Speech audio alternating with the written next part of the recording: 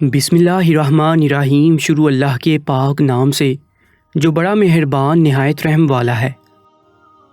میرے سر میں اکثر درد رہتا تھا، جس کی وجہ سے اماں روز رات کو میرا سر دہی سے دھو کر اپنے ساتھ سلا لیتی، لیکن جب میں صبح اٹھتی تو میرے چہرے پر لپسٹک لگی ہوتی اور ہاتھوں میں چوڑیاں ہوتی۔ میں بہت حیران ہوتی، اماں سے پوچھتی تو وہ کہتی کہ رات کو تو پہن کر ہی سوئی تھی۔ لیکن عجیب بات یہ تھی کہ اماں صرف میرے ابا سے ہی دہی منگواتی تھی۔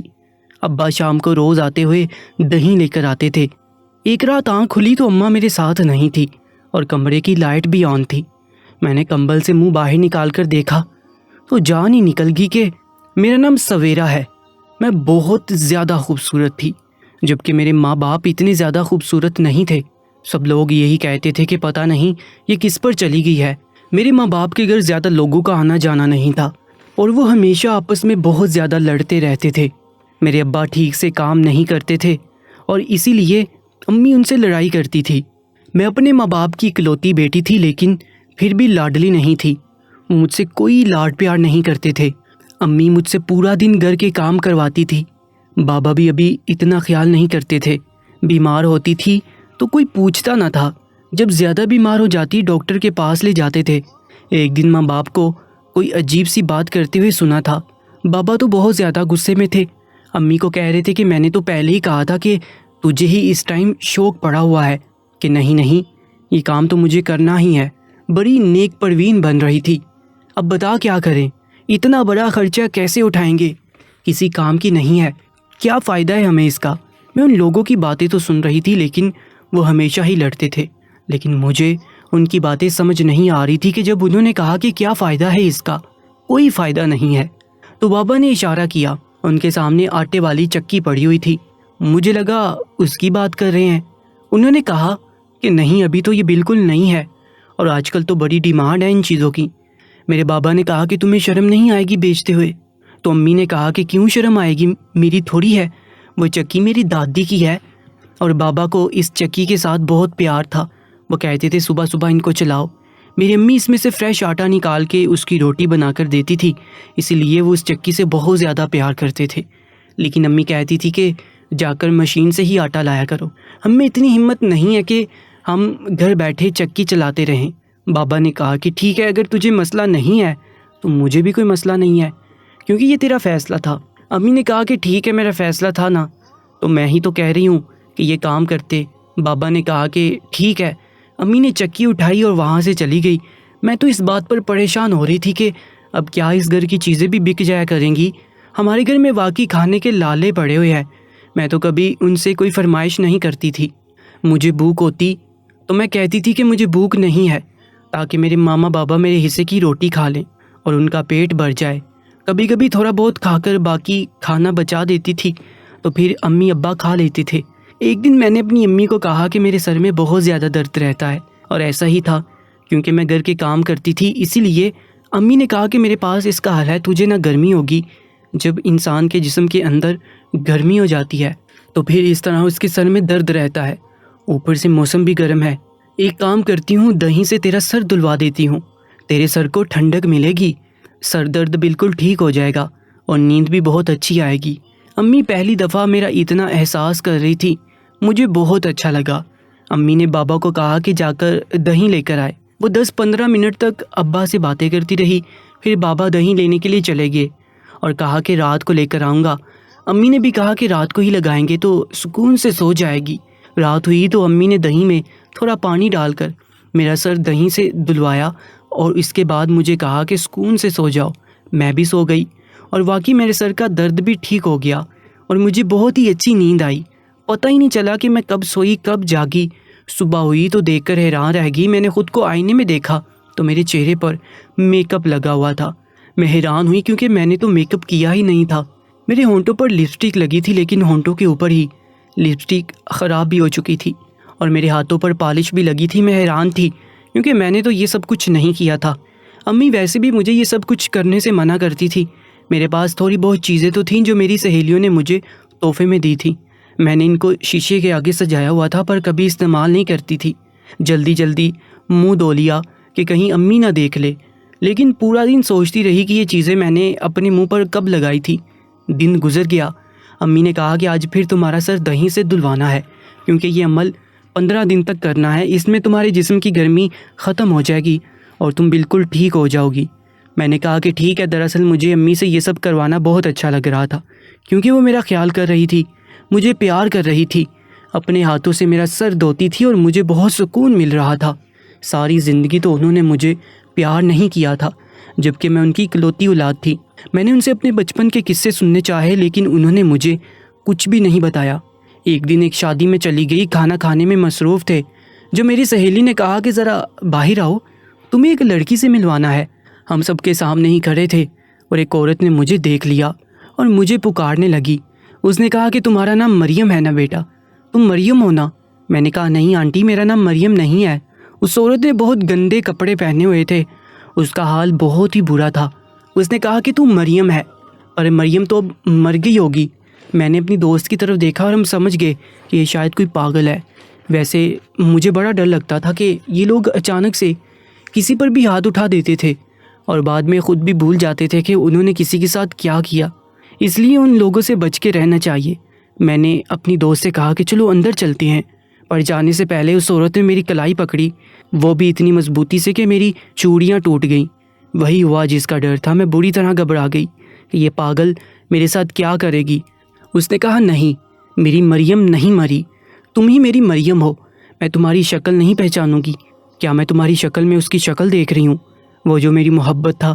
اور میری دوست نے اسے کہا کہ اس کو چھوڑ دو، لیکن وہ نہیں چھوڑ رہی تھی، کہتی تھی کہ میرا ہی اس پر سب سے زیادہ حق ہے اور کسی کا بھی نہیں ہے۔ پھر وہاں پر میرے بابا آ گئے اور انہوں نے آ کے میری مدد کی، لیکن بعد میں ہم کو ڈانٹا بھی کہ جب شادی ہو رہی ہے تو تم لوگ باہر کیوں کھڑی ہو، جاؤ دفع ہو جاؤ، اندر چلے جاؤ، یہاں سے نکلو۔ مجھے میرے بابا سے بہت ڈر لگتا تھا، وہ مجھے بہت ڈانٹتے تھے اور آج تک مجھ سے کبھی محبت سے بات نہیں کی تھی، بس لوگوں کے سامنے بڑی عزت سے، بڑے فخر سے کہتے تھے کہ ہاں یہ پیاری سی لڑکی میری بیٹی ہے۔ ہمیں تو سارا خاندان ہی باتیں کرتا تھا۔ ایک دفعہ میری امی کی جیٹھانی نے ان کو یہاں تک بھی کہہ دیا تھا کہ یہ تمہارے اوپر نہیں گئی، نہ ہی تمہارے شوہر پر، لگتا ہے تم نے کسی اور کے ساتھ منہ کالا کیا ہے۔ اس بات پر بہت بڑا فساد بنا۔ اس کے بعد سے میرے بابا نے اپنے سارے رشتہ داروں کے ساتھ تعلق توڑ دیا تھا، کیونکہ وہ 2 ہی بھائی تھے، اور جس بھائی کی بیوی نے یہ بات کی تھی وہ بھائی بہت اچھے پیسے کماتا تھا، اس لیے بابا کی امی اور باقی بہنیں بھی اسی بھائی کی طرفدار تھیں۔ بابا نے ان سے دوبارہ کوئی رشتہ نہیں رکھا۔ ٹائم گزر گیا اور دادی فوت ہو گئی۔ اب سب اپنے اپنے گھر والے تھے۔ جب ہم لوگ شادی سے واپس آئے، امی نے کہا کہ تمہارا سر دھلا دیتی ہوں۔ میں نے کہا کہ نہیں، میرے سر میں درد نہیں ہے، آج آپ رہنے دیں، میں تھک گئی ہوں۔ امی نے کہا کہ نہیں، آج تو زیادہ ضروری ہے، نظر لگی ہوگی اور تمہارے سر میں درد ہو جائے گا۔ مجھے درد نہیں ہو رہا تھا اور مجھے آج دل نہیں کر رہا تھا، میں بہت تھک گئی تھی اور بس جلدی جلدی سونا چاہتی تھی، لیکن امی نے زبردستی میرا سر دھلوایا اور مجھے اپنے کمرے میں ہی سلا لیا۔ بابا تو ویسے ہی گھر کے صحن میں سوتے تھے، یوں تو گھر میں ایک اور کمرہ بھی تھا، لیکن امی تو آج کل مجھے اپنے کمرے میں ہی سلانا شروع کر دیا تھا۔ انہوں نے کہا کہ رات کو سر میں درد ہوگا تو پھر کوئی مسئلہ بن گیا، آواز دیتی رہو گی، اس لیے میرے کمرے میں ہی سو جاؤ۔ امی کو اچانک سے مجھ سے بہت محبت ہو گئی تھی اور میں تو اس محبت کو انجوائے کر رہی تھی، میں بہت زیادہ خوش تھی۔ لیکن اگلے دن پھر یہی ہوا کہ جب صبح میری آنکھ کھلی تو میرے چہرے پر میک اپ لگا ہوا تھا اور ہاتھوں میں چوڑیاں بھی تھیں۔ میں نے اس دفعہ امی کو کہا کہ آپ نے یہ سب کچھ کیا ہے، میرے ساتھ آپ نے پہنائی ہیں کیا مجھے؟ تو امی نے کہا کہ پاگل تو نہیں ہوگی، میں تمہیں کیوں پہناؤں گی یہ چیزیں؟ رات کو کیا تم نے کسی پارٹی میں جانا تھا یا خواب میں تم کسی شادی میں جا رہی تھی جو میں تمہیں تیار کروں گی؟ امی تو اس بات پر اچانک سے بھڑک اٹھی تھی۔ میں نے امی کو کہا کہ نہیں، میرا یہ مطلب نہیں تھا کہ آپ نے یہ سب کچھ کیا ہے، میں تو بس یہ کہہ رہی تھی کہ میں نے نہیں کیا تو پھر کس نے کیا؟ امی نے کہا کہ تم نے کیا ہوگا، کل شادی میں تو گئی تھی نا، وہی چیز ہاتھ میں پہنی ہوگی، لیکن میں شادی میں اس طرح کی چیزیں پہن کر نہیں گئی تھی۔ امی سے ذرا سی بات کی تو انہوں نے ڈانٹنا شروع کر دیا۔ ان کی ڈانٹ سے میں بہت گھبراتی تھی، اس لیے کچھ نہیں کہا اور چیزیں اتار کر رکھ دی، لیکن میری کمر میں بھی بہت زیادہ درد ہو رہا تھا، لگتا ہے مجھے واقعی نظر لگ گئی تھی۔ میں اس عورت کے بارے میں بھی جانے کیوں بار بار سوچ رہی تھی جو مجھے مریم کہہ رہی تھی، کتنے یقین سے کہہ رہی تھی کہ میں تمہیں اچھی طرح پہچانتی ہوں۔ کیا میں تمہیں نہیں پہچانا؟ پتہ نہیں وہ کون تھی اور مجھے کیسے پہچانتی تھی، میں تو گھر سے زیادہ باہر بھی نہیں نکلتی تھی۔ امی کبھی کبھی کسی شادی بیاہ میں ساتھ لے جاتی تھی، وہ بھی میری ہی ضد تھی کہ جانا ہے، نہیں تو گھر میں میرا دل نہیں لگتا تھا۔ ایک دن پھر سے ایسا ہوا کہ جب میں صبح سو کر اٹھی تو میرے چہرے پر میک اپ لگا ہوا تھا۔ یہ بنا کسی کے کیے ہونے والا کام نہیں تھا۔ سمجھ نہیں آ رہی تھی کہ کس سے بات کروں، کس سے پوچھوں۔ امی سے بات کی تو انہوں نے کہا کہ ایک بیماری ہوتی ہے جس میں انسان سوتے سوتے عجیب و غریب قسم کی حرکتیں کرتا ہے، کچھ چلنا شروع کر دیتی ہیں، کچھ لوگ باتیں کرتے ہیں، کچھ خود کو تیار کرنے لگتے ہیں، کچھ کھانا کھایا کرتے ہیں، اور اس بیماری کا کوئی علاج نہیں ہوتا۔ تجھے تو یہی بیماری ہوگی ہے۔ امی نے جو جواز مجھے دیا بہت مضبوط تھا، کیونکہ اس کے علاوہ اور کچھ ہو نہیں سکتا تھا، اس لیے میں بھی مان گئی کہ مجھے یہ بیماری ہوگی۔ میں نے ان سے کہا کہ اس کا کوئی علاج ہے؟ امی نے کہا کہ تو فکر نہ کر، آج سے تو میرے ساتھ ہی سویا کرے گی، تو میں تجھے جگا دیا کروں گی۔ میں نے کہا کہ ٹھیک ہے، بس یہ نہ ہو کہ میں کہیں اٹھ کر نکل جاؤں، پھر پتہ نہ چلے کہ میں کہاں چلی گئی تھی۔ تم میرے کمرے میں سوتی ہو اور تیرے بابا باہر صحن میں سو رہے ہوتے ہیں۔ ایسا کچھ نہیں ہوگا، فکر نہ کرو، ان باتوں کو چھوڑ دو۔ جتنا اس کے بارے میں کم سوچو گی اتنی ہی جلدی ٹھیک ہو جاؤ گی۔ آج کل روز میرے چہرے پر میک اپ بھی لگا ہوتا، ہاتھوں میں چوڑیاں بھی ہوتی، لیکن میں ان باتوں پر پریشان نہیں ہوتی تھی کہ مجھے پتہ چل گیا تھا کہ مجھے ایک بیماری ہے اور میں یہ سب خود ہی کیا کرتی تھی۔ امی سے میں نے کہا تو انہوں نے کہا کہ میں سوئی ہوئی ہوتی ہوں، اسی لیے شاید تو یہ سب کرنے لگتی ہے، لیکن فکر نہیں کرو کیونکہ کمرہ اندر سے بند ہوتا ہے اور چابی میرے پاس ہوتی ہے، اس لیے تمہیں اور کوئی مسئلہ نہیں ہوگا۔ میں بھی مطمئن ہو جاتی تھی، لیکن اس کے علاوہ ایک اور مسئلہ یہ تھا کہ آج کل میری طبیعت بہت زیادہ خراب رہتی تھی، جسم کے ہر حصے میں درد ہوتا۔ ایک دن جب میں نے اپنی گردن پر ایک نشان دیکھا تو حیران رہ گئی۔ یہ نشان دیکھ کر بری طرح حیران رہ گئی۔ یہ نشان میری گردن کی ایک سائڈ پر کان کے نیچے تھا، اور میں فوراً سمجھ گئی کہ کس چیز کا نشان تھا۔ کسی نے میری گردن پر سگریٹ لگائی تھی۔ مجھے اس میں درد بھی بہت زیادہ ہو رہا تھا۔ میں نے یہ بات امی کو نہیں بتائی کیونکہ مجھے کچھ گڑبڑ لگ رہا تھا، میرے ساتھ کچھ غلط ہو رہا تھا۔ شاید آئے روز رات کو اتنی اچھی نیند مجھے کیسے آ جاتی تھی کہ مجھے پتہ ہی نہیں چلتا تھا کہ میں کب سوئی اور کب جاگ گئی۔ اب ایک دن میں نے امی کو کسی پر فون پر بات کرتے ہوئے سنا۔ امی کہہ رہی تھی کہ نیا بیڈ چاہیے، نئی الماری، اس کمرے میں تو کچھ بھی کام کا نہیں ہے، ساری چیزیں مجھے بالکل نہیں چاہیے، پیسوں کی کوئی فکر نہیں کرو، کچھ پیسے دے دوں گی، باقی تم مجھ سے قسطوں پر لے لینا، لیکن سامان A1 ہونا چاہیے۔ مجھے لگا کہ امی میری شادی کر رہی ہے اور جہیز بنا رہی ہے، لیکن پھر امی نے خود ہی اس عورت کو فون پر کہا کہ ہاں مجھے اپنے کمرے کے لیے چاہیے، تو رنگ تو میری پسند کا ہی ہونا چاہیے نا۔ اس کا مطلب امی اپنے لیے سامان لے رہی تھی، لیکن ان کے پاس اتنے پیسے کہاں سے آئے، اور انہوں نے نیا سامان لے کر کیا کرنا تھا۔ تھوڑے دنوں کے بعد سامان بھی گھر آ گیا۔ میں نے امی سے پوچھا تو انہوں نے کہا کہ قسطوں پر لیا ہے، تیرے رشتے کے لیے لوگ گھر آیا کریں تو گھر میں اچھی چیزیں تو ہونی چاہیے، ورنہ دیکھیں گے تو کہیں گے کہ ان کے پاس تو کچھ ہے نہیں، یہاں رشتہ ہی نہیں کرنا۔ پر یہ سامان تو بہت زیادہ مہنگا لگ رہا تھا، عجیب سی ہوتی جا رہی تھی، مجھے دن بھر بہت سستی رہتی، میرے جسم کا ایسا کوئی حصہ نہیں تھا جہاں درد نہیں ہوتا تھا۔ اور یہ سگریٹ والی بات تو ابھی تک میرے دماغ میں گھوم رہی تھی کہ کسی نے میرے ساتھ ایسا کیا تھا، کون کر سکتا تھا میرے ساتھ ایسا۔ امی نے نہ صرف سامان لیا بلکہ وہ گھر کی چیزیں بنا رہی تھی اور مجھے یہ کہہ رہی تھی کہ تمہارے لیے رشتے آئیں گے، لیکن ابھی تک میرے لیے کوئی رشتہ نہیں آیا۔ بلکہ ایک دن ایک محلے کی عورت گھر آئی تو مجھے کہنے لگی کہ بیٹی کتنی پیاری ہو تم، جوان ہو رہی ہو، لڑکیوں کی شادی جلد ہو جائے تو اچھا ہوتا ہے، تمہاری ماں کو اچھا رشتہ دکھایا تھا میں نے، اس نے کہا کہ ابھی شادی نہیں کرنی کیونکہ میری بیٹی نہیں مانتی ہے۔ کیوں نہیں مانتی ہو؟ تمہاری کون سی نوکری ہے یا تم کون سی پڑھائی کر رہی ہو؟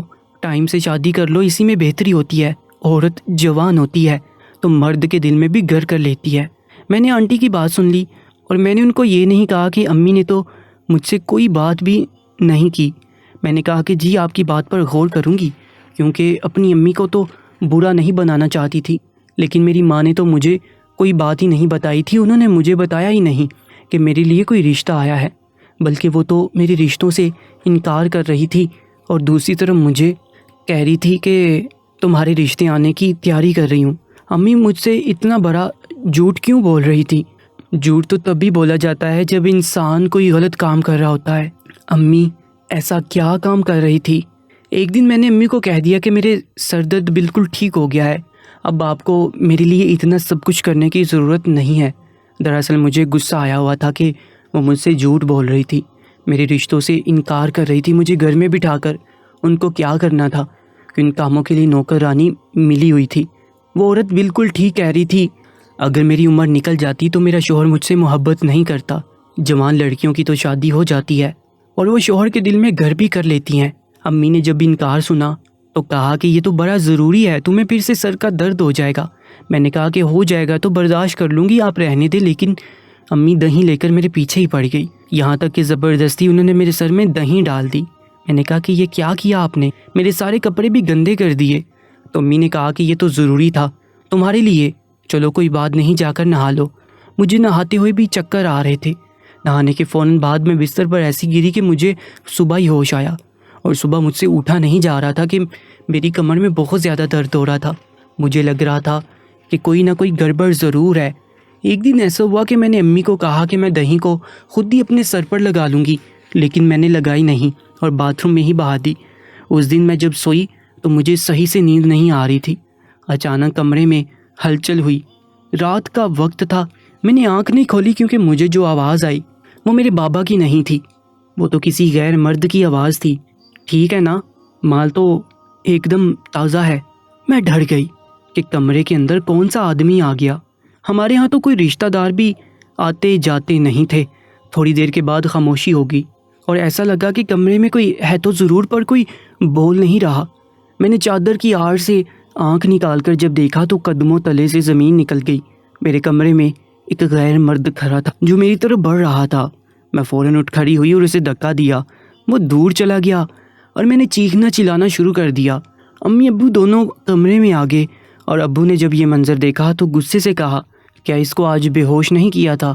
میں یہ بات سن کر حیران رہ گئی۔ اس شخص نے میرے بابا کا گریبان پکڑ لیا اور اس نے کہا کہ تم تو کہہ رہے تھے کہ لڑکی بے ہوش ہے، لیکن یہ تو مجھے اپنے آپ کو ہاتھ نہیں لگانے دے رہی۔ اس نے میرے باپ کی جیب سے پیسے نکالے اور میرے بابا کو دھکا دے کر وہاں سے چلا گیا۔ میں بری طرح رونا شروع ہو گئی کہ کیا ہو رہا تھا یہاں پر، کیوں وہ میری طرف پیش قدمی کر رہا تھا، کس بات کے پیسے لیے تھے آپ نے اس سے، اور یہ کیوں کہا کہ آج اس کو بے ہوش کیوں نہیں کیا۔ میرے بابا نے میری ماں کو کہا کہ تم ہی اس کو سمجھاؤ، اور گھر سے باہر نکل گیا۔ میری ماں میرے سامنے کھڑی تھی۔ اس نے کہا کہ بیٹھ جاؤ، میری بات سنو غور سے۔ میں نے بری طرح رونا شروع کر دیا کہ کیا ہو رہا ہے میرے ساتھ۔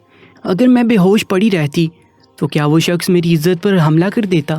امی نے کہا کہ ایسی کوئی بات نہیں، بیٹھ کر آرام سے میری بات سن لیں۔ میں ان کے سامنے بیٹھی رو رہی تھی اور میرے قدموں تلے سے زمین نکلی، کیونکہ بات ہی ایسی تھی۔ انہوں نے مجھے کہا کہ میں تیری اصل ماں نہیں ہوں، یہ تیرا اصل باپ نہیں ہے۔ ہم دونوں نے بھاگ کر شادی کی تھی سارے محلے میں، اور ہماری کوئی عزت نہیں تھی۔ لوگ تو ہماری طرف دیکھتے بھی نہیں تھے کیونکہ ہم لوگوں نے شادی سے پہلے ہی زنا کیا تھا اور اس کے بعد شادی کر لی تھی۔ اللہ نے ہمیں اولاد نہیں دی تو مجھے ایک دن کوڑے کے ڈھیر پر ملی تھی۔